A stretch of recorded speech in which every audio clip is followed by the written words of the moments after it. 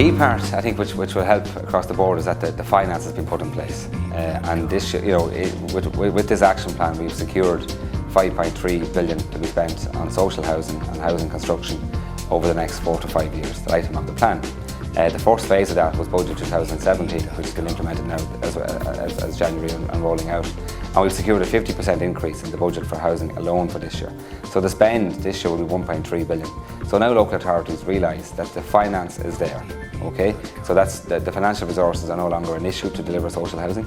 Number two, though, is to build up the capacity to be able to deliver that. And we recognise that social housing was not priority number one for local authorities over the last number of years. So we've made it priority number one. We're strengthening their teams of people. DPER have sanctioned an extra 500 people to work in the construction end of things, for the housing sections of county councils and our own department as well. So we have the people in place, we have the finance in place, but now we have to change a lot of the procedures around that, and that's what we have been doing with the planning and development bill that's just passed here before Christmas.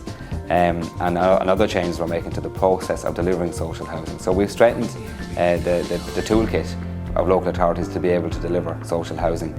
I believe they can do this now.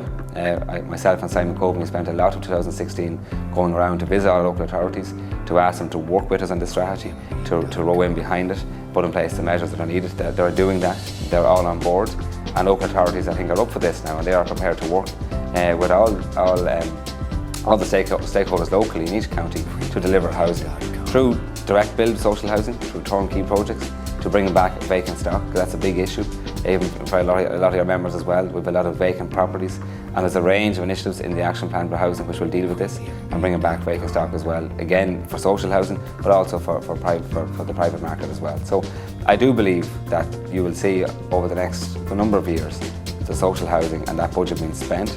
The whole aim of this plan is that when we're finished, we're at a position that we are delivering 10,000 social houses a year, which was done in the past, and we can get back to that. But it takes a little bit of time to rebuild back up the capacity in the system.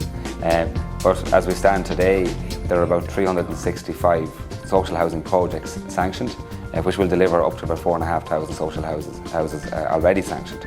And we're putting in place pipeline to greatly add to that as well. Premiumbeat.com